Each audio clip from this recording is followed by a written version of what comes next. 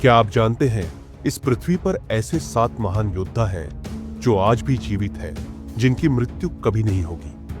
ये वही 7 चिरंजीवी हैं जो हर युग में धर्म की रक्षा के लिए लौटते हैं, और जब कलयुग का अंधकार अपनी चरम सीमा पर पहुंचेगा, तब यही 7 अमर आत्माएं फिर से प्रकट होंगी अधर्म का अंत करने के लिए। तो आइए जानते हैं कौन है ये 7 चिरंजीवी और कहां छिपे हैं आज ये अमर योद्धा। सबसे पहले शुरू करते हैं उस योद्धा से जिसकी अमरता वरदान नहीं बल्कि एक श्राप थी। महाभारत के महान योद्धा द्रोणाचार्य के पुत्र अश्वत्थामा भगवान शिव के अंश से जन्मे थे। युद्ध में पिता की मृत्यु के बाद उन्होंने क्रोध में पांडवों के 5 पुत्रों की हत्या कर दी।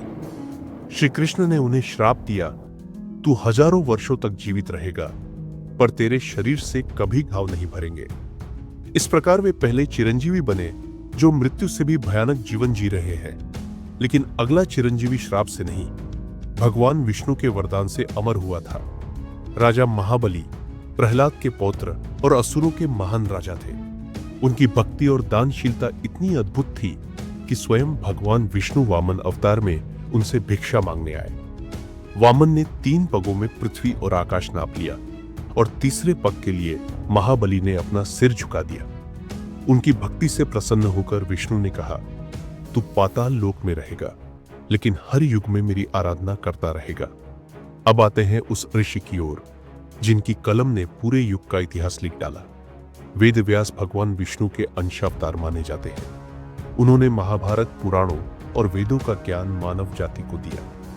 कहा जाता है कि वे आज भी हिमालय के किसी रहस्यमय स्थान में ध्यानस्थ हैं और हर युग के अंत में ज्ञान की रक्षा के लिए पुनः प्रकट होते हैं। पर अगला चिरंजीवी स्वयं भक्ति और शक्ति का प्रतीक है, जो हर युग में भगवान का नाम जीवित रखता है, हनुमान जी।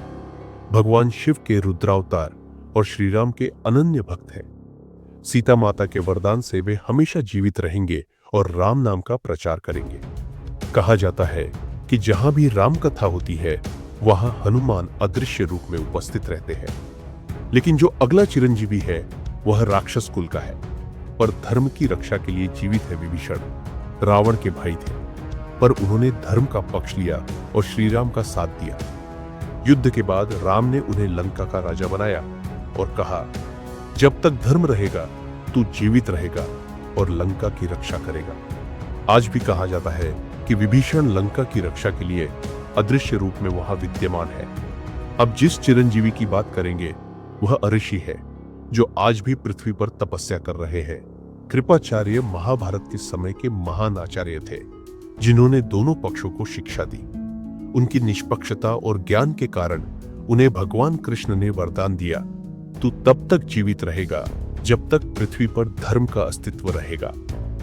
कहा जाता है कि वे आज भी हिमालय की गुफाओं में ध्यान कर रहे हैं। और अब आते हैं अंतिम चिरंजीवी की ओर, जो भगवान विष्णु के क्रोधावतार है, भगवान परशुराम।